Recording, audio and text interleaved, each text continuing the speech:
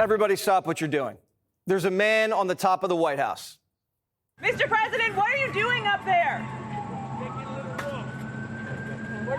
Come down and talk to us. What are you building? It's another way to spend my money for the country. Anything I do is financed by me, so you don't have to worry. It's contributed. Just like my salary is contributed, nobody ever mentions that. He's probably checking to see if there's a sloped roof. You can't be too careful. Builder Trump is the best Trump. He's taking a big, beautiful look at his big, beautiful renovations. And once that big, beautiful ballroom gets erected, he's probably not going to want to leave. I got the highest vote in the history of Texas, a record that they say won't be beaten unless I run again. Are you going to run again? The No, Constitution probably not. Okay. Probably not. Probably doing a lot of work there. Before he was on the roof, he called into CNBC and told them to fact check him, and they did.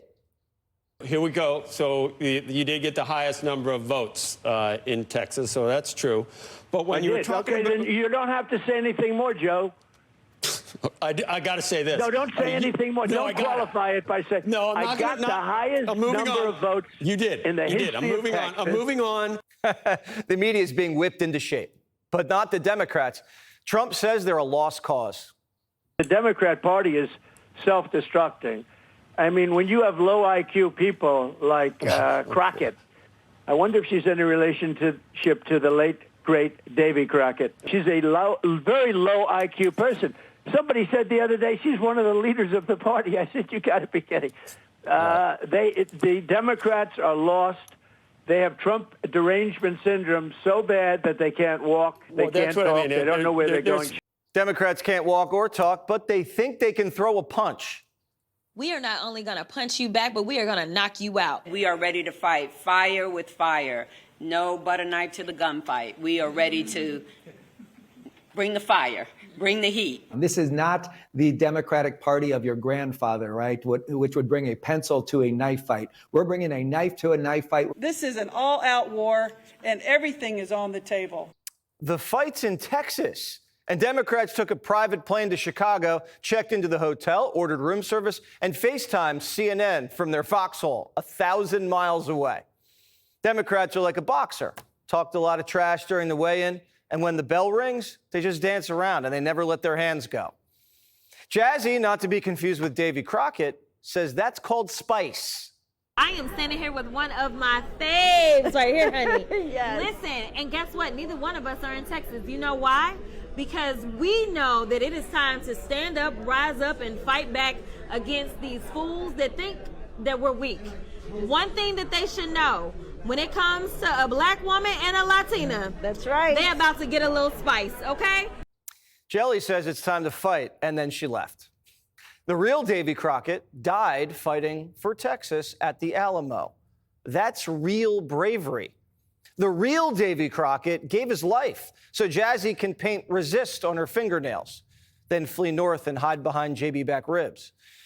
But after Democrats crossed state lines, they said they're not actually on the run. You know, the press, y'all been getting something wrong.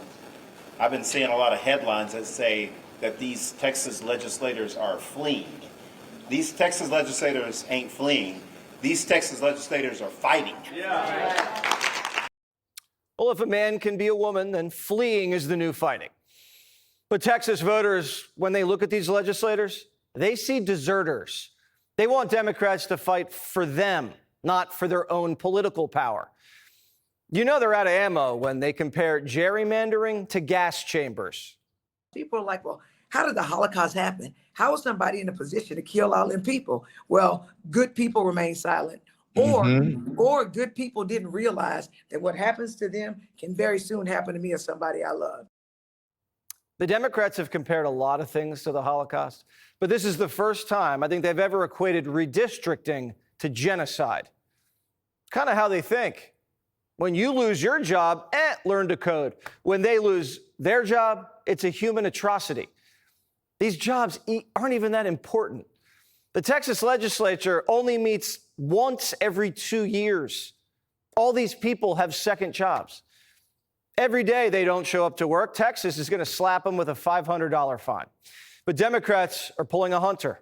they say they won't pay. That is not a law. It's a House rule. And these House rules are written by Republicans and passed by Republicans. They are subservient to state law and the state constitution and the U.S. Constitution. So I think we have a lot to say about what we think of these fines, but nobody's scared. Texas Democrats say the only way you get them out is in handcuffs. Tried to arrest you? Would you resist that attempt? No, if law enforcement arrests me, I will go peacefully. Democrats are dying to get arrested, trust me, so they can say Abbott's a slave catcher. They're going to poke their head out of the Hyatt, they're going to get arrested, they're going to get flown home, and then the bill's going to get passed. Just so they can tell their base, see, I'm a fighter. I got arrested for Texas. Trump says they can either do it the easy way or the hard way. I think they've abandoned the state. Nobody's seen anything like it, even though they've done it twice before. And in a certain way, it almost looks like they've abandoned the state. It looks very bad. Yeah, go ahead, please. Should the FBI get involved? Should the FBI get involved? Well, they may have to. You can't just sit it out. You have to go back. You have to fight it out. That's what elections are all about. The media is admitting Trump's right again. I think it's a bad look for a party that claims to be always trying to protect the democracy is to hole up in a state that gerrymanders, the state of Illinois. Democrats rigged the game, and now they're whining that Republicans are winning by the very rules they wrote. Just like they're whining about Pam Bondi investigating Comey, Clapper, and Brennan. Sorry, these are the new rules. Not every Democrat's happy about how this is going down. Mayor Johnson says, JB back, don't forget about your boys in Chicago. As much as I appreciate Illinois helping out people from Texas, the South Side and the West Side could use that same level of energy. JB Back's given free hotel rooms to migrants and now flea-bagging Texans. But the guys on the South Side, they can't even get a good rate at the Holiday Inn. Obama's wingman, he's telling Texas Democrats to just hole up in the Windy City forever. And if they don't, Republicans will steal the next election. If you want to play with fire, and that's what we're doing here, you put in a bunch of partisan hacks who are not supposed to be in the House, who are there because of gerrymandering and a whole range of other things that Republicans are doing, and then put at risk the possibility that that body would not certify who the next president was. That's why this is a national problem.